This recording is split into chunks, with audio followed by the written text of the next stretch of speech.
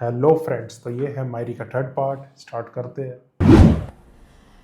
मामा मैं बस सोच रही थी कि शादी के बाद हस्बैंड के साथ रिश्ता इतना कॉम्प्लिकेटेड हो जाता है क्या? नहीं बेटा, मैं और तुम्हारे पापा भी तो हैं। हमारे बीच में तो कोई कॉम्प्लिकेशंस नहीं। लेकिन मामा आप लोग की अंडरस्टैंडिंग है, दैट्स टोटली डिफरेंट। बेटा, किसी भी रिश्ते के लिए ना अंडरस्टैंडिंग का होना बहुत ज़रूरी होती है, और उसके साथ साथ मोहब्बत, इज्जत, ये सब चीज़ें बहुत ज़रूरी है। और अगर ये सब हो तो फिर कोई कॉम्प्लिकेशन नहीं, सब हल हो जाती है। तो उससे घर में लेकिन आप ना, अंडरस्टैंडिंग दूर दूर तक नहीं। अगर कंपैटिबिलिटी ना मिसअंडरस्टैंडिंग हो ना, बहुत है। हाँ उसकी एग्जैक्टली। कोई कमी नहीं है वहाँ। तो फिर बहुत मुश्किल हो जाता है। उसके लिए ज़रूरी है बैकग्राउंड, एजुकेशन और बहुत सी दूसरी चीज़ें भी। और बेटा, जिस इंसान से कोई मेल ना हो ना, उसके बारे में सोचना नहीं चाहिए। अब ये लोग भी तो है, कितने ढंग से रहते हैं, और वहाँ उसका दे ले। उनकी ऐनी सोच का बेटा, बंदी मंदिर का उनकी सोच और परिवार। बंदी मेरे पड़ी है एक दायरे पापा ने में। सोचा है कि अब तुम्हें अपनी स्टडी पे ये लोग फोकस करना ओपन चाहिए। माइंडेड हैं ये लोग। एक पॉइंट ऑफ व्यू ये भी आता है जो इन्होंने कहा ना, और आई थिंक अब एजुकेशन तुम्हें डिसीजन बहुत ले लेना जरूरी है। चाहिए कि तुम वहाँ पे फर्दर वो भी स्टडी दूर के लिए दूर बाहर तक चले नहीं। जाओ। मैं पढ़ाई की उससे बात तुम्हारा नहीं कर रहा, माहौल चेंज होगा, सेल्फ एजुकेशन, तुम्हारी सोच अच्छी बदलेगी, तुम्हें आदतें डिसीजन लेने में आसानी जो होगी। जो बातें बड़े तुम्हें अभी सिखाते हैं, समझ नहीं आ रही तुम्हें क्लियर संस्कार, होंगी वो। तरबियत। You understand, and it will be good for you, right? इस बारे में सोचना सर, ठीक है? अब सो इसकी माँ आमना को भी डाल दे रसोई टेक में। Care, okay? तो चल ब्राउन होने तक घुमाती रहे। अब मर चल है कमाए नुकमा। ये एक दिन में परेशान हो जाएगी। सोच ऐनी की तरह भुगत रही है।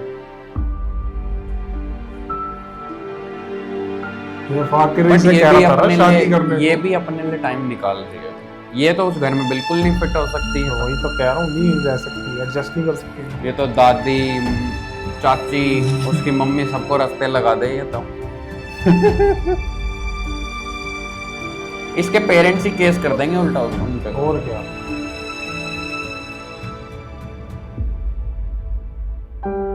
बट उनको केस की नीड नहीं है, पहले डिस्प्यूट बहुत है इनकी, मैं तो हिस्सेदार।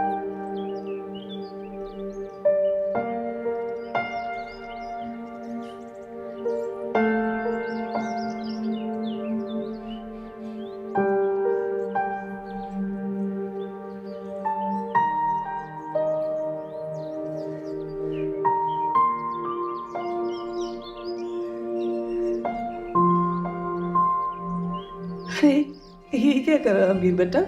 नीचे क्यों बैठे, ऊपर बैठो ना। आजो। माँ बस वो जिम्मेदारियाँ इतनी बढ़ गई हैं, आपसे मिलने का मौका ही नहीं मिलता। ज़हीर भाई के जाने के बाद बस आपसे मिलने आया हूँ। बहुत याद आता है सही, मुझे बहुत याद आता है।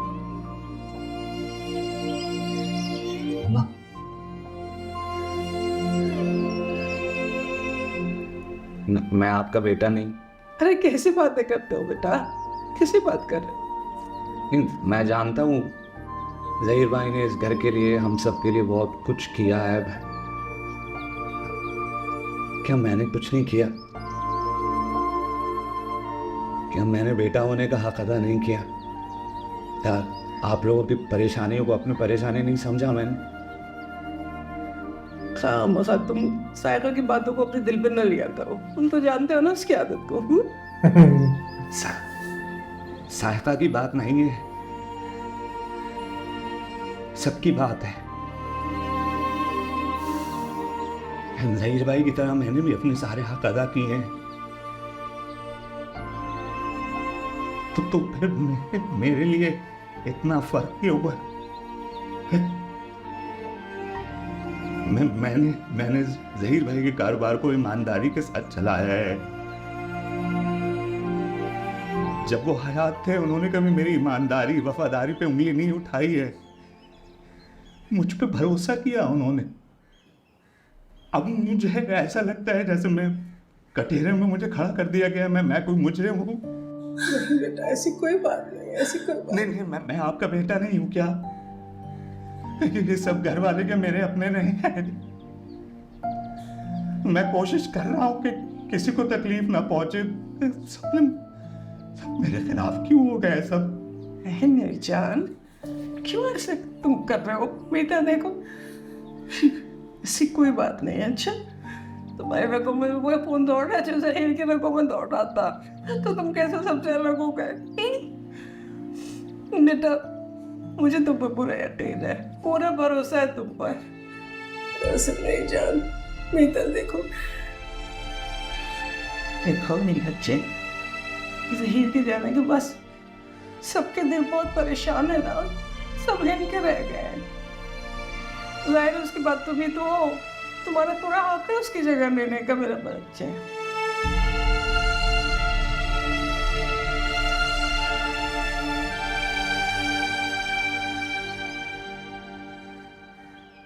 अम्मा, आप नहीं जानती चाचू ने कितनी बेइज्जती करी मेरी सबके सामने। ऑफिस में सब मुझे ऐसे देख रहे हैं जैसे मैं कोई मालिक नहीं, छोटा मोटा मुलाजिम हूँ। इधर आके बैठो, आओ ना, बैठो।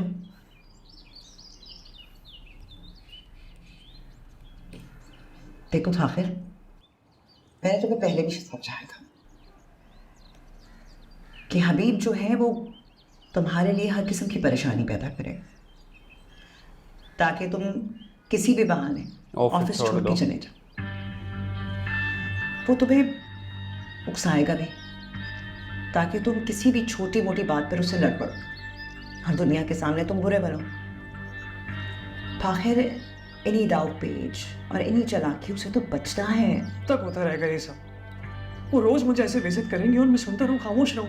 अपने जज्बात पे काबू रखो फाखिर, ऐसे काम नहीं चलेगा। अब ऐसा कुछ सोचो, हबीब की बाहर गलत भी तो नहीं है ना? इस कारोबार कुछ भी नहीं पता है तुम्हें इसके बारे में। तुम्हें सीखना होगा। जिंदगी में कुछ भी हासिल करने के लिए बहुत कुछ गंवाना पड़ता है, मुश्किलें उठानी पड़ती हैं, सोबतें उठानी पड़ती हैं। ऐसे कुछ नहीं मिलता। कारोबार आसान काम नहीं है। तुम्हें इन्वेस्टर्स लाने होंगे, कॉन्टैक्ट्स बनाने होंगे। देखो, सब्र से काम लो और अपने इस कारोबार को सीखने की कोशिश करो। उसके बाद जमशेद के पैसे उसके मुंह पर मारना और हबीब को उसकी जगह पे रख सकते हैं। बहुत देर हो जाएगी यार, जब तक वो चाचू के कदम मजीद मजबूत हो जाएंगे। मैं जानती हूँ, लेकिन ये वक्त तो लगेगा। लेकिन फाखिर, इसके अलावा और कोई रास्ता नहीं, कोई चारा नहीं। जिस दिन जमशेद के पैसे मुंह पे मार दिए ना, उस दिन सब खत्म हो जाएगा। हबीब के कदम मजबूत जरूर है, देखो मेरी तरफ, लेकिन उसके कदमों के नीचे जो जमीन है ना, तुम्हारी है। और ये जमीन तुम किसी भी वक्त उसके कदमों के नीचे से खींच सकते हो। इसलिए जब तक तुम्हारे कदम मजबूत नहीं हो जाते ना, हमें सब्र से काम लेना होगा। अभी कुछ भी करता, बस अपने मकसद पर डटे रहो। समझ रहे हो मेरी बात?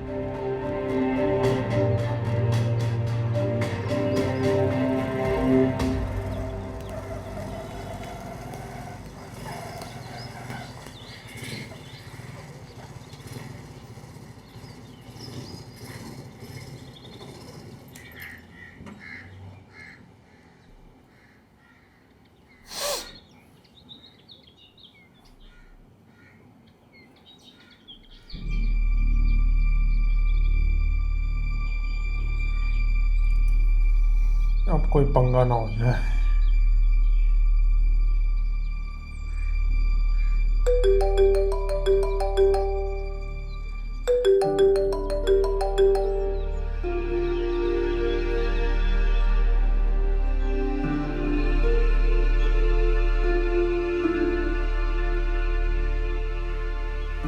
यार ये ऐनी तो बार बार कॉल काट रही है। मैं इसको ये नोट्स कैसे दूं यार?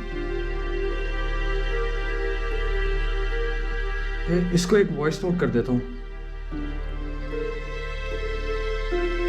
एनी, मुझे ना जेबी ने तुम्हारे कुछ नोट्स दिए थे, वो खुद देने के लिए नहीं आ सकी, तो इसलिए वो नोट्स उसने मुझे दे दिए थे।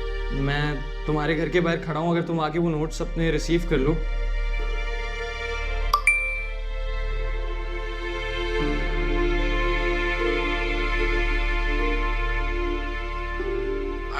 एनी, मुझे ना जेबी ने तुम्हारे कुछ नोट्स दिए थे, वो खुद देने के लिए नहीं आ सकी, तो इसलिए वो नोट्स उसने मुझे दे दिए थे। मैं तुम्हारे घर के बाहर खड़ा हूँ, अगर तुम आके वो नोट्स अपने रिसीव कर लो।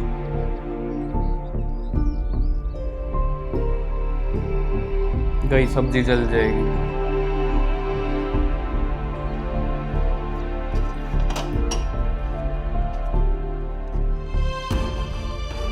इधर आओ। ये क्या कर रहे हो? एनी सॉरी, मुझे पता है तुमने मुझे यहाँ आने से मना किया था, लेकिन जेबी ने कहा था मुझे कि तुम्हें नोट्स दे दूँ। ये नोट्स बहुत इंपॉर्टेंट है तुम्हारे लिए। मुझे इधर नोट्स। सर तुम पागल हो क्या? अरे भेज दे उसको, जवाब खत्म यहाँ से अगर कर तुम्हें बात। किसी ने देख लिया ना, बहुत बड़ा मसला खड़ा हो जाएगा। अच्छा, तुम्हें कभी भी किसी भी चीज़ की ज़रूरत हो ना, तो मुझे कॉल कर देना एक। जाओ यहाँ से।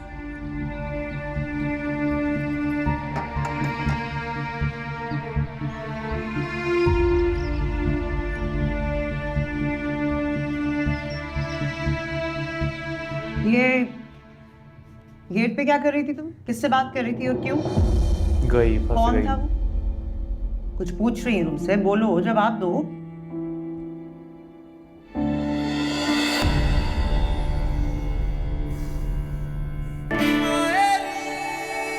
अब आयशा के साथ साथ एनी की भी मुश्किलें बढ़ने वाली हैं। सबकी बढ़ रही है, किसकी नहीं फाकिर बढ़ की रही भी है। बढ़ गई। और इन सब में सबसे गंदी आयशा फंसी हुई है। और सबसे ज्यादा जो फायदा उठा रही है वो राहिला इस टाइम पे। वो तो फायदे में है, वो भी और आलिया भी, दोनों। नुकसान है मेरे तो को वो पूरे घर देखना है, वालों मेरे का को ही है। बेसब्री से, जब फाकिर पैसा मुंह पे मारेगा जमशेद के उल्टा, तब राहिला की और इसकी दोनों की चाल, दोनों बहनों की बैठ रुक जाएगी। भाई फाकिर को तो अभी बहुत टाइम लगना है। पैसा सारा हबीब लगा चुका है बिजनेस में। बट तो उम्मीद फाकिर है की कोई फाकिर सुनेगा कर जाएगा। नहीं, हबीब की सुननी पड़ेगी। 1 महीने बाद फिर उसको जायका को भी पैसे देने हैं। अगर बहुत ये भी सारी- इसने पैसे दे दिए हबीब ने, जहीर का अगर वादा पूरा कर दिया, तो और स्ट्रांग हो जाएगा ये। मैं तो कह ही रहा हूँ हो जाएगा। तो ये इसको फिर कोई बोल ही नहीं सकता कि ये घर का बड़ा अम्मा नहीं को है। भी इमोशनली कर चुका है अपनी तरफ। मैनिपुलेट। बाकी देखते हैं 27th एपिसोड। देखते हैं यार क्या होगा आगे। बाकी आप लोगों को अगर हमारे रिएक्शन पसंद आ रहे हो तो लाइक शेयर सब्सक्राइब कर दो, और नीचे थैंक्स बटन दिया हुआ जाके ज़रूर हिट करो। और डिस्क्रिप्शन में आपको प्लेलिस्ट के लिंक मिलेंगे उन ड्रामास के जिन ड्रामास पे हमने रिएक्ट किया हुआ है। जो भी हमारे नए सब्सक्राइबर हैं जिन्होंने पुराने रिएक्शन नहीं देखे, जाओ जाके एंजॉय करो, आपको बहुत मज़ा आएगा। तो इसी नोट पे करते वीडियो को एंड। बताना कैसा लगा रिएक्शन। मिलते हैं next video. Bye bye. Bye bye.